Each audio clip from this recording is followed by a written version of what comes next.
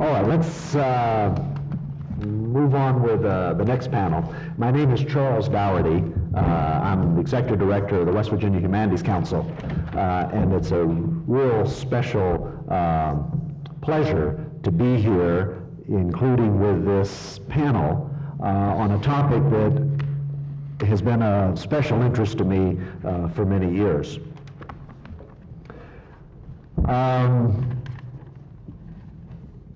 Traditionally, we have thought of one of the basic tenets of our American political system as being separation of church and state.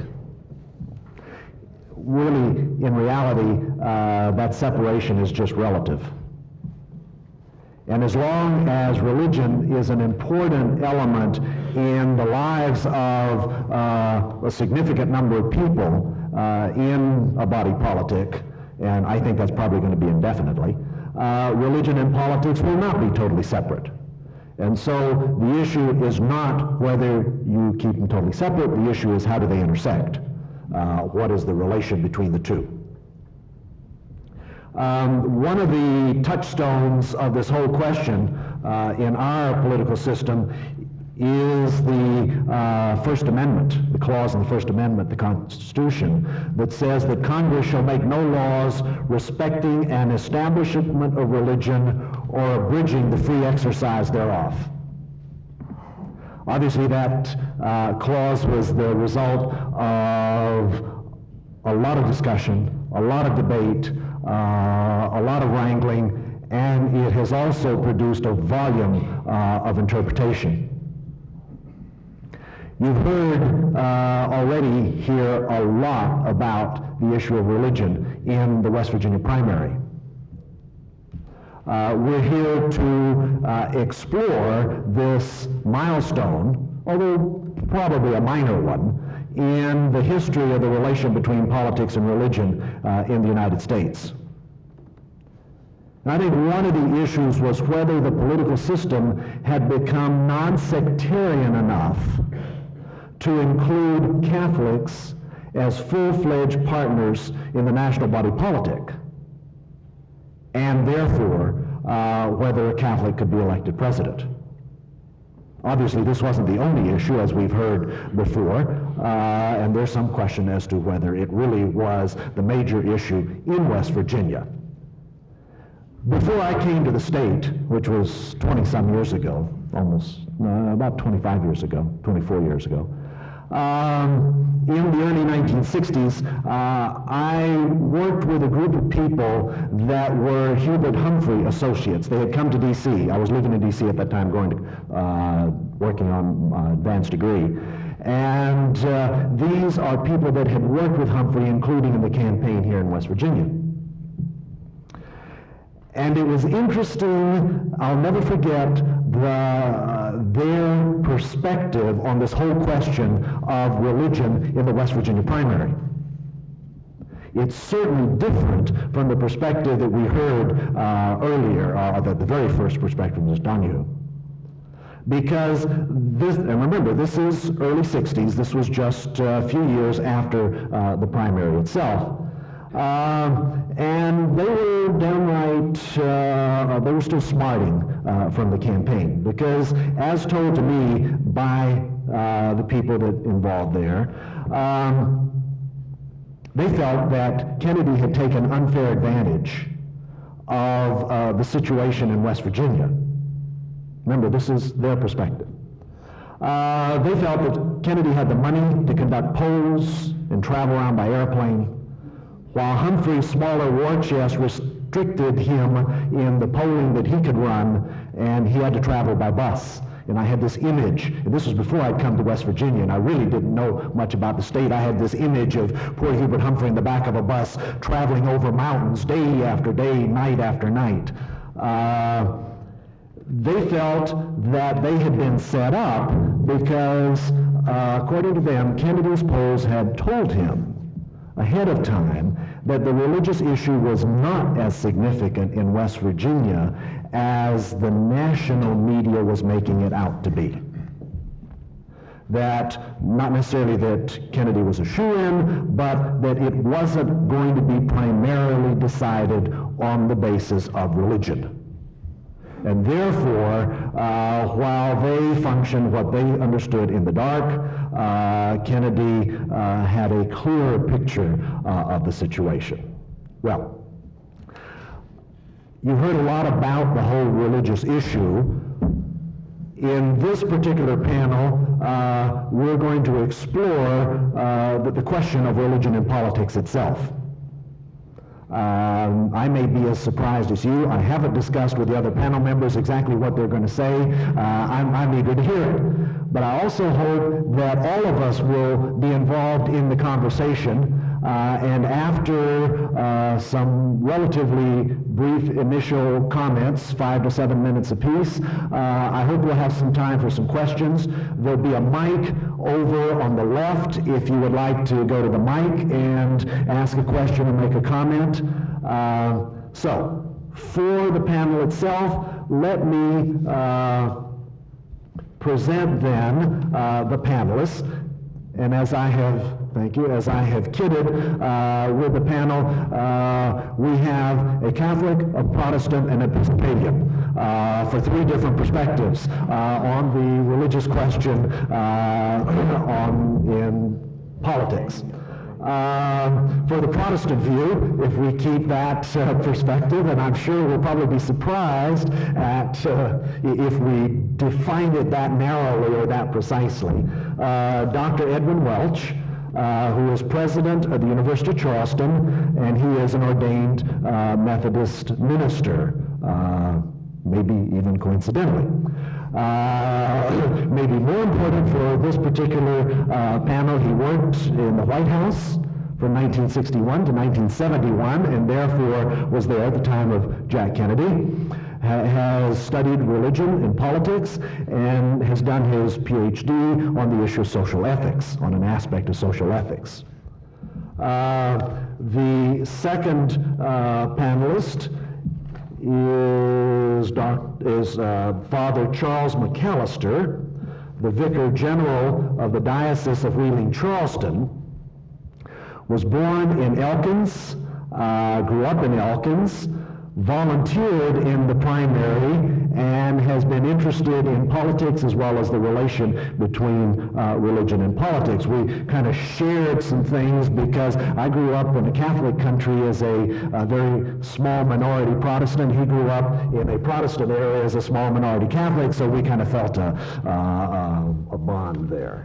And the third person is Bob Hall, Dr. Robert Hall, Executive Director of Common Cause, an Episcopal priest, professor of philosophy, and one of the more thoughtful persons, I think, in looking at the whole question of politics that I've had the pleasure to meet.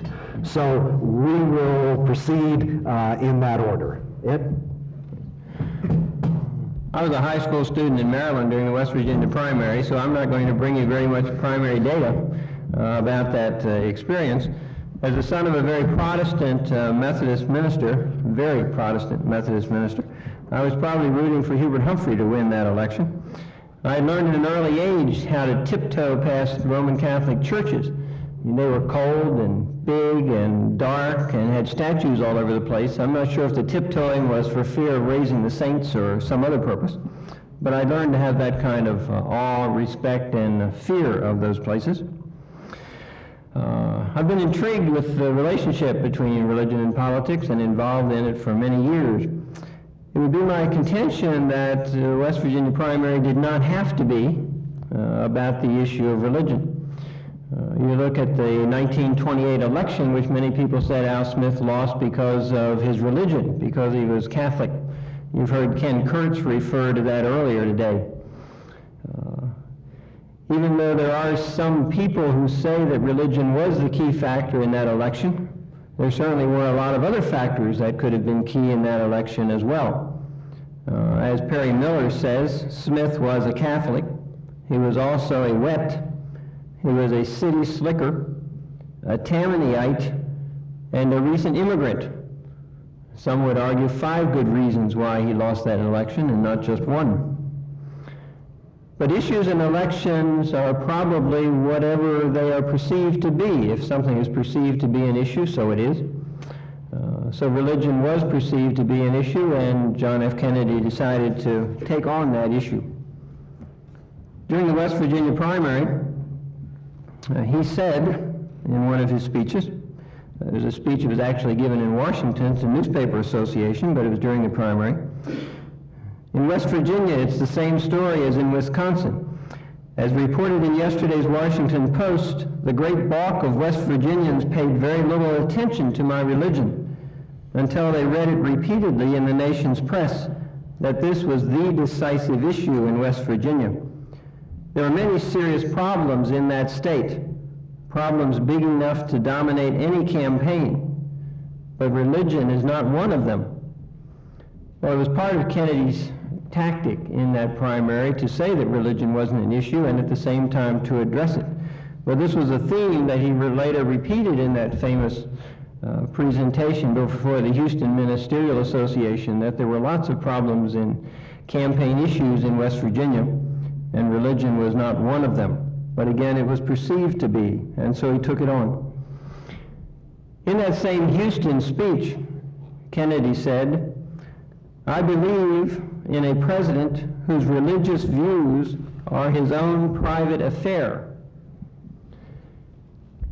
When you read his speeches carefully during this period, he rather carefully says that what he is against is the imposition of religion. That is, the church, the Pope, the World Council of Churches should not impose its beliefs on a president or another official. And similarly, a president should not impose his beliefs or allow his beliefs to dictate public policy, in his famous quotation about if there's a conflict between my conscience and what's best for the United States, then I would resign my office if I could not do what's best for the country. The implication, however, of everything that he said was that there should be a very distinctive split between one's beliefs, one's religious life, and one's public life. This led to a fair amount of skepticism. It led to criticism from Roman Catholics because he was not Catholic enough. And it led the well-known Martin Marty in 1960 to say that Kennedy was disturbingly secular. And one of the things about which we can have some conversation is what is that proper role between belief and presidency or elected office? And it's been interesting to watch different presidents respond in different ways to that phenomenon. You have Richard Nixon, who at one point decided to have religious services in the White House, and he would select the ministers to come in and conduct those services. And then you have Jimmy Carter, who would probably not be pleased at all with Kennedy's stance. And Carter was, while he was president, also teaching Sunday school classes. Interesting variety of mixture of those roles.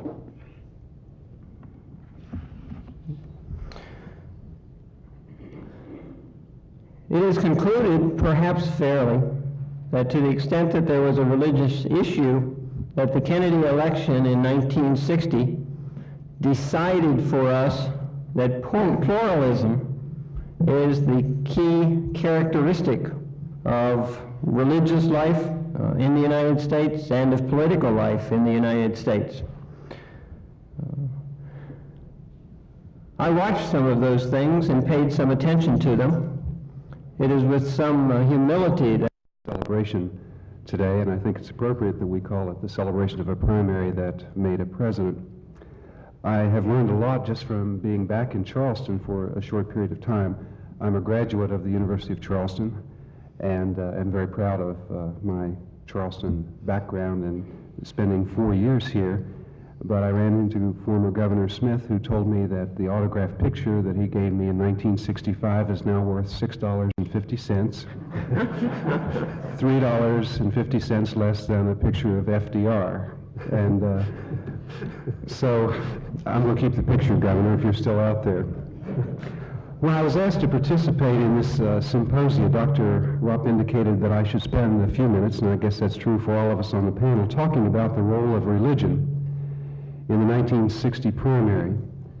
At that time, 1960, I was a student in high school, Elkins High School, and when they asked me to participate and talk about the role of religion in the primary, I didn't know whether I should accept it on the basis of that or the fact that I was a volunteer. And a lot of people don't realize that many of us, many of you probably, who were in high school or college or older at the time, were not only volunteers locally, but we traveled to different counties. And it was great to get that kind of perspective. And I was mentioning to Mr. Manchin at the beginning of this second session that when I go to Elkins, I always visit a family that was very prominent in the 1960 campaign. And walking down into their basement, there's a picture of A. James Manchin, Wally Barron, Wimpy Valentine, and Abe Ribicoff. And they haven't changed much over the years. But looking back on this campaign, however we were involved in it or however we view it, we realized that the 1960 primary was somewhat of a knife that cuts both ways when we're talking about religion and its effect on an election. Because not only has religion affected the outcome of that election, whether it was a real problem for President Kennedy in 1960 in this state or not, but we know now that it has added to the national debate. And the debate over the role of religion, the debate over the role of religion in politics, the separation of church and state, has been, as you know, recast into the moral and political developments that have taken place since 1960. I am pleased also that our panelists are allowed not only to talk about the primary, but to speculate and to talk about the future. I love to talk about what might have been, and I love to talk about the future, because nobody can check your sources when you're talking about the future. I would like to share a quote with you that I think is appropriate to our discussion this afternoon. Politics are built on myths, and an old American myth was about to break up. The United States had no official religion, yet a formidable, if unofficial, agreement underlay all politics, that America was not only a Christian country, but a Protestant country. Inherent myth and political consensus both held that only men of Protestant ethic could be entrusted with the sacred office of the presidency. With Kennedy, the old myth was to be shattered. This quote from the book In Search of History by Theodore White is both an excellent introductory statement, I think, to this afternoon's second session, and also a closing statement to describe the 1960 primary, and indeed the entire election of 1960. For John F. Kennedy's primary win here, his subsequent nomination and election to the presidency did shatter that myth that a Catholic could not be elected president of the United States. And the battleground for shattering this myth was to be, as you know, our state of West Virginia. Kennedy had proven in Wisconsin that a Catholic could win over a Protestant, but the vote was inconclusive because of heavily Catholic voting in places such as the city of Milwaukee. And Humphrey came away from that primary saying that he had won a moral victory. And against the advice of his own father, Senator Kennedy decided to enter the West Virginia primary. His father had maintained that, quote, they'll kill him over this Catholic thing. And that decision had to be made by someone other than the father Kennedy, and so John decided to come in to a state, and I think there was as much to our state, and I think there was as much of a challenge to see if he could do it as anything else, because West Virginia at that time has been described as a state with fewer urban voting blocks and a heritage of hostility toward Catholics, end of quote. And we've been told already that the earlier polls gave Kennedy reason to feel comfortable because in December, prior to the May primary, the Harris organization said that Kennedy enjoyed a 70 to 30% lead over Senator Humphrey. And before the campaign would end, those percentages would reverse, giving Humphrey a 70 to 30% lead over Senator Kennedy. The difference, my friends, was Wisconsin. Although Kennedy won, the primary there highlighted the fact that John Kennedy was a Roman Catholic. West Virginia then became the state that would or would not let Kennedy break the religious myth, the religious barrier that permitted only Protestants to become presidents of the United States. At first, the Catholic issue was not raised. After all, the issue had been dormant in the Democratic Party since the year 1928. Now, after Wisconsin, it was an active issue, and the president-to-be felt that it had to be met head-on. The issue was raised, as you know, by the candidate himself, deliberately in Morgantown, West Virginia, when, and nobody knew that he was going to do this, when he said, "Nobody asked me if I was a Catholic when I joined the United States Navy." He went on to say that no one had asked his brother if he were a Catholic when he climbed into an American fighter bomber to fly his last mission. The stage was set then, over and over again in our state, for a discussion of the issue that was foremost in the minds now of the voters in the state of West Virginia. There was almost an immediate reaction, officially and unofficially. Officially, his staff did not know if he should be discussing this issue. Officially, the members of the Catholic hierarchy and clergy, several Catholic magazines reacted to his statement. I recall several Catholic friends of mine who were upset and resented the fact that he brought this subject up in the first place. They thought it was something that perhaps should not be discussed openly. The Catholic press, and I'm thinking now of America Magazine, which is a Jesuit publication, also resented this and Kennedy's other discussions of his religion, indicating that he did not have to and should not be required to discuss his religious beliefs publicly with anyone. And as the campaign progressed, this outward resentment on the part of many Catholic people and many officials of the Catholic Church turned to a questioning on our part and a lot of soul searching. And there soon developed from this resentment, from this initial resentment over the discussion of our religion and its place in politics, there soon developed an identification with the candidate himself. We were starting to ask the same questions of ourselves that he was positing and placing before the electorate in West Virginia about himself. Why can't a Catholic become president of the United States?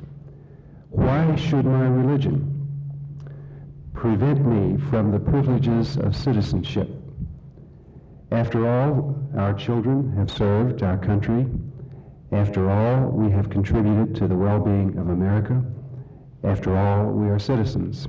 After all, we are all part of the United States of America.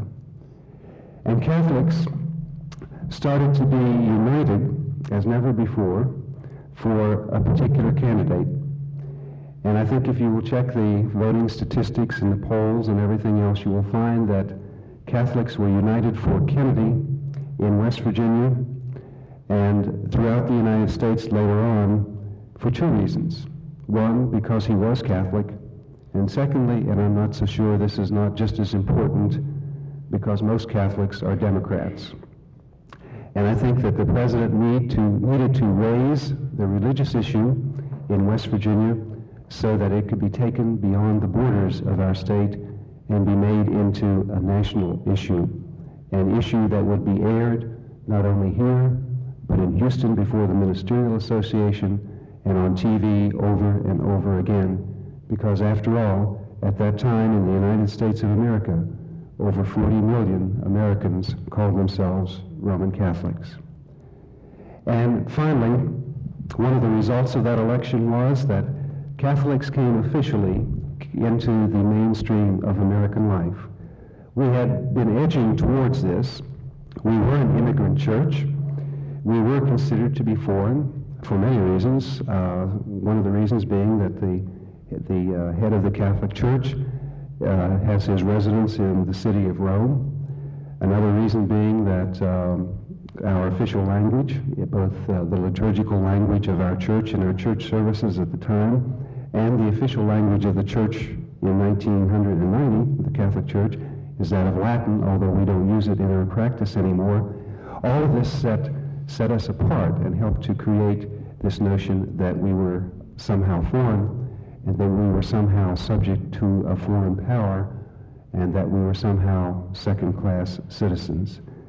But after the 1960 election in West Virginia, the nomination of Mr. Kennedy to be president and his subsequent election as president of the United States, I think that this election released Catholics from the one cohesion that bound us together, and that was we were bound together against Protestants as Protestants were bound together against us.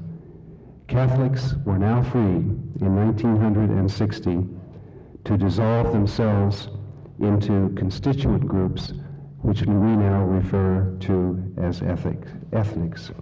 And finally, I'd like to close with a quote again from Theodore White, who followed the president in 1960 and wrote the book, The Making of the President in 1960, but also the In Search of History. And he points this out. Lyndon B. Johnson's friends and Adlai Stevenson's friends were moving money into West Virginia to buy slates for Humphrey against Kennedy. All were equal at this level. And John Kennedy decided, with his instinctive sense of the game, that the wedge in his parameter of play must be the issue of Catholic against Protestant. Here he had Humphrey hobbled. No voter could prove his tolerance by voting for Hubert Humphrey, but any voter could prove to his own conscience, in this state of over 90% white Protestant, that he voted without prejudice by voting for John F. Kennedy. It was nicely done. Thank you.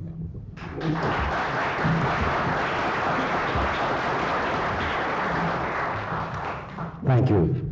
Bob? Thank you. I'm Bob Hall. I'm the Executive Director of Common Cause in West Virginia. I am an Episcopal priest. When Dr. Dougherty introduced me, I thought he was going to say we have representation of various faiths here. We have a Catholic, a Protestant, and a lobbyist. Thank you for just designating me an Episcopalian lobbyist. I want to take a little bit of a larger view. I think, of course, religion was an issue in the 1960 primary. John Kennedy raised the issue, and in fact, I think my thesis is that West Virginia put the issue to rest, and we can be proud of that. But the issue is one of prejudice, and our country has a tradition of prejudice. It's a long tradition, and it's something we've got to be on our guard against continually. John Adams, it was said, thought that the Pope was a greater threat to the United States than England was. We don't remember often how anti-papist the Founding Fathers were. John Jay thought that Roman Catholics shouldn't be allowed to be citizens. I was in Cambridge, Massachusetts, going to theological school in 1960, and there was a time when Harvard University had an annual anti-Catholic lecture. It was named Dudley or something like that, but it was, the purpose of the lecture was to prevent the Pope from taking over the country. Sometimes it's been said that the only thing that all Protestants have in common is that they're anti-Catholic. And we should remember that. There were mob attacks in the 1840s against Catholics. Catholics were identified, as Father McAllister said, with being foreign. And the Irish immigration of that time just before that, led to attacks in New England, in Philadelphia. Homes and churches were burned. Political parties, the Know-Nothings, were explicitly anti-Catholic. In the South as well, in San Francisco, people were murdered. Again in the 1890s, after a time of an Italian and Polish immigration, The American Protective Association was formed to protect America against Catholics. In the 1920s, again, the Ku Klux Klan, of course, was not only racist, it was anti-Catholic, 4 to 5 million people. Smith was said to lose the election because of his religion, and perhaps so. The governor of Florida announced in the 1920s that the Pope was planning an invasion of Florida and was going to set up the Vatican City in Florida. This is you know, not history that's not too old, and we need to remember it. 1925, the Scottish Rite Masons in Oregon got a law passed requiring children to attend public schools. Catholic education was a threat to people. In the 1940s, the liberal element in the United States was anti-Catholic. Paul Blanchard was writing for the journal The Nation, a very liberal journal at that. But he was writing as to what a threat the Catholic faith was to the American way of life. And it comes down to us, and it was an issue, whether or not John F. Kennedy raised it. I think he did. I think he raised it because he had to answer it. He had to face the issue. One of my favorite stories of Kennedy is when newspapers carried a story of Harry Truman saying that there was an issue of profanity as well. Harry Truman had said publicly that anyone who votes for Richard Nixon can go to hell, and Kennedy wired him right away, saying that he appreciated the sentiments, but he thought that our side ought not to raise the religious issue.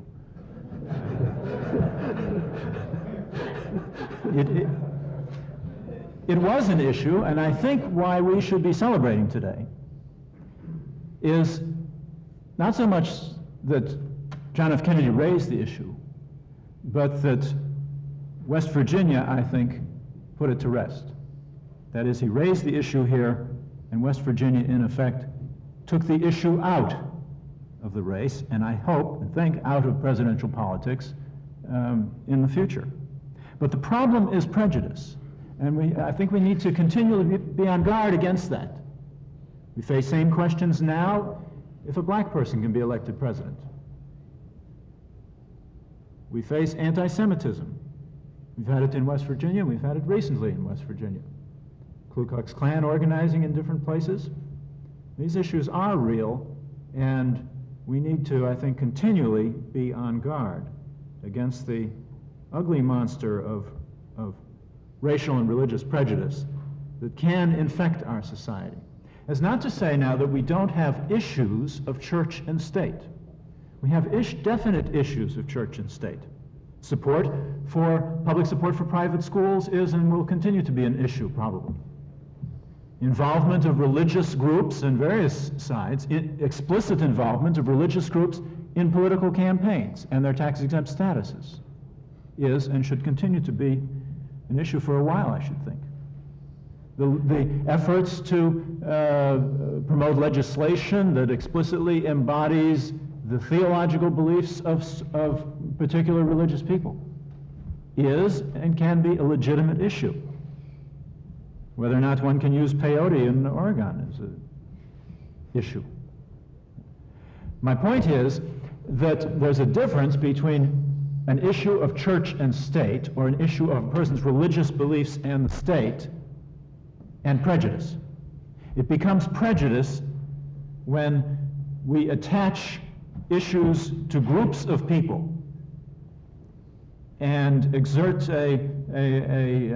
feelings and votes against a group of people because of their views as a group, not dealing with the issues. We have to deal with the issues, but hopefully if we recognize the extent to which prejudice, religious prejudice, has been a factor in American history and in our society, we will be able to come to deal with the important issues that still need to be resolved, but to deal with them in a way that does not allow or promote people being anti another group because of their religion or race.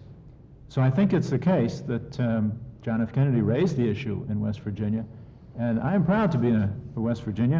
I'm not a native West Virginian, although I've been here long enough maybe to be almost an authentic West Virginian. I'm very proud to be a West Virginian because I do feel that we should be celebrating today, not that West Virginia raised this issue, but that West Virginia put it to rest. Thank you.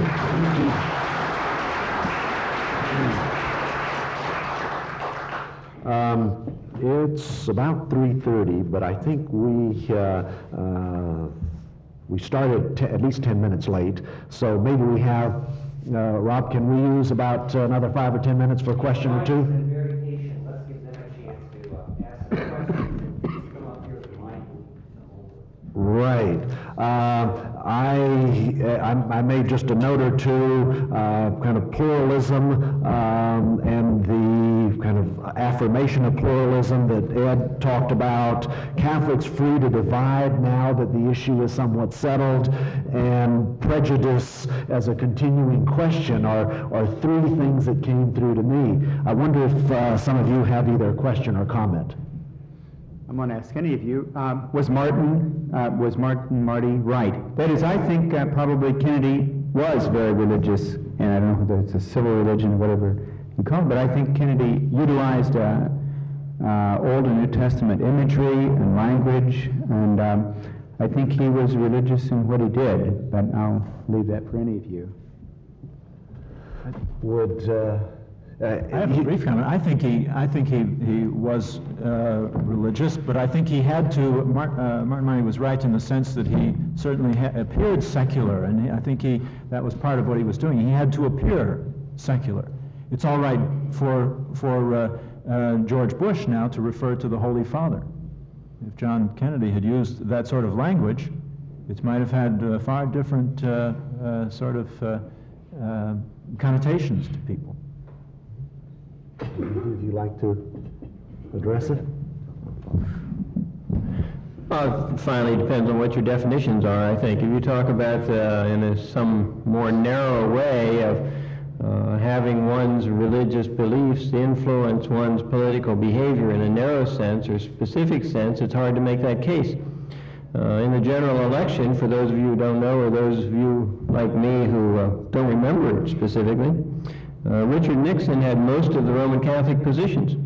He was in favor of recognizing the Vatican and sending an ambassador to the Vatican, and in favor of public money for parochial schools. John Kennedy was against those positions, and those who are wiser have made a long litany of cases in which that is true.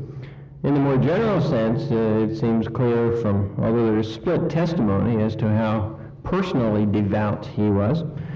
There are some who say, his father is quoted as saying he never, every evening he saw him on his knees praying, and there are others who are quoted as saying that they aren't sure they ever saw him pray. But in the sense of having what we would identify perhaps as an Old Testament commitment to the good of the society and having a religious context for that deep, caring commitment, I would agree with you that in that sense he probably was very religious. I think if you look back on that era, 30 years ago, when there was this tension between church and state, or there was a question about whether a Catholic could be a good president, that John Kennedy had to, as a matter of survival, if nothing else, distance himself from those issues that might be perceived to be strictly Catholic issues.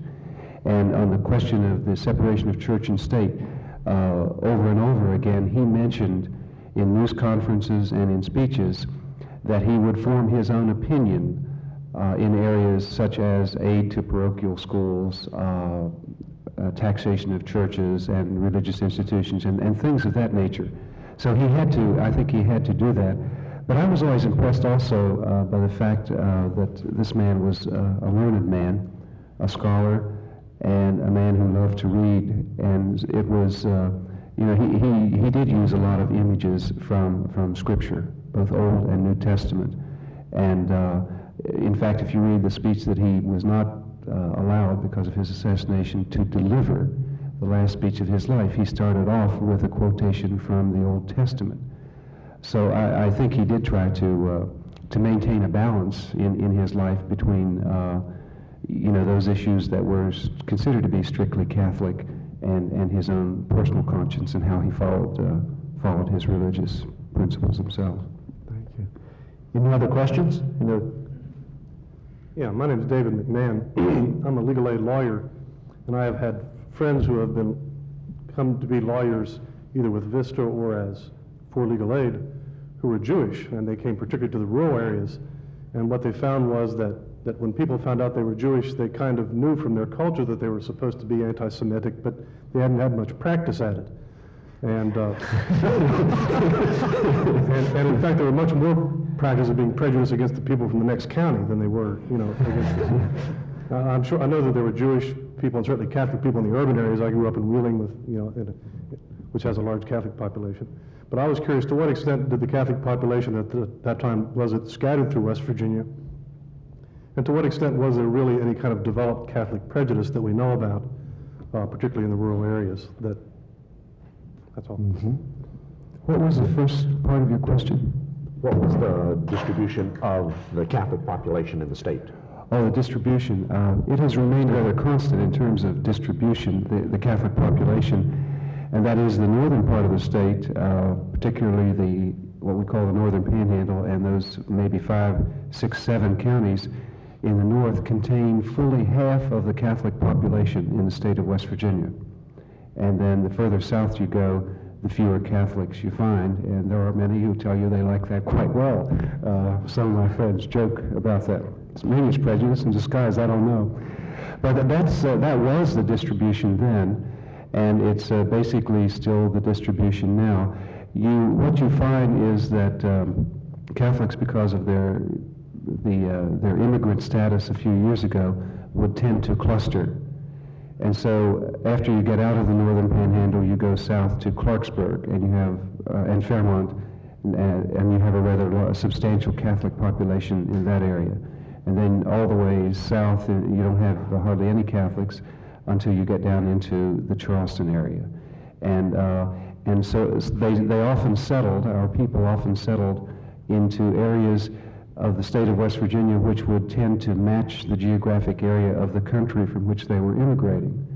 And so in southern West Virginia you find a lot of Italians in places like McDowell County because they came from coal mining areas in Italy or other parts of Eastern Europe. And so that was the distribution then. But basically more than half of our population would be considered in West Virginia anyhow to be urban. That dealt with the first part of your question. Was there? Well, the second part was, to what extent do we know that there was a practicing anti-Catholicism going on, or was it just something that went on elsewhere, and so people presumed was going to be going on here because of for whatever reason? Was it organized? Or do we know that it existed at all? Were there incidents in West Virginia, or do we have people that know that have heard about it actually occurring and being said? Oh, sure. It did exist in West Virginia at that time, and I'm certain there are some people today who would be prejudiced against a person because of their religion or whatever, or for any variety of reasons. But there were a lot of instances, and I can think of quite a few when I was growing up, that I didn't appreciate until later. Being called specific names because you were Catholic, and having to endure some of those taunts in school. If it was organized, I don't think it was organized. I really don't. I think those were individual instances, but I do think it was somewhat widespread around the state and other parts of West Virginia. As it was pointed out, prejudice has a long history in the United States. It's not limited to our state of West Virginia. Bob?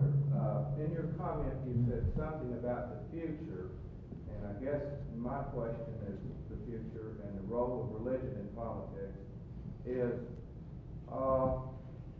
will the churches unite in an effort to take care of the 37 million people who go to bed every night without health care as a major issue in action as equally as fervent as they have on abortion or school prayer? Do anyone on the panel want to tackle? I think I have to go to the bathroom. Does anyone want to? As fervently? No. No. Unfortunately. Although I wanted to say, after Father was speaking there, that I think at this time West Virginia owes a great deal of gratitude to the Catholic Social Services and to the sisters that have gone into parts of West Virginia where other people haven't gone and helped to organize communities, and for one of our smallest denominations in the state. Its social teachings have been relevant and they've been put into practice, and they certainly deserve a great deal of congratulations and support by those of us who are not Catholic. That wasn't intended to be myopic, because it had faith in the sense that it shifted. The issue with the Kennedy time was Catholic versus Protestant or whatever. Now we're all together in that issue, yet there's a lot more of a social issue that needs to be addressed. And are we missing that by being led down the path by target of the moral issue when there's a social issue that could be addressed politically? Yeah, I have the sense that the debate really isn't between Catholic and Protestant. It's between Catholic and Protestant, liberal, whatever, and Catholic and Protestant conservative. That's more the issue. It doesn't divide along sectarian lines. It divides more along philosophic lines. Well, we've already taken almost all of your coffee break. I don't think we better take any more of a coffee break. Rob? Yeah, let's take about a 10-minute break. We also have evaluations, if you could fill those out during the coffee break or later on in the box there. Let's take about a 10-minute break. We'll come back and have a final panel on Yeah. Yes, absolutely. What kind of evaluation do you want?